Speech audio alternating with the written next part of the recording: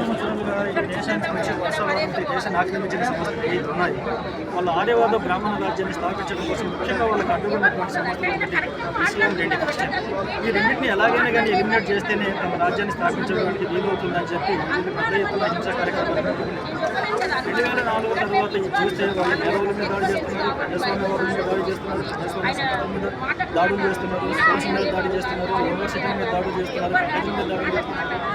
ఎక్కడ ఏది దొరికినా రాజ్యాంగాన్ని పక్కన పెట్టి మనువాదాన్ని ఇంప్లిమెంట్ చేసుకుంటూ వస్తున్నారు. మనం చూసాం ఢిల్లీ సెంట్రల్ యూనివర్సిటీలో వెళ్ళి ఎలా స్టూడెంట్స్ మీద దాడులు చేసామో చూసాం.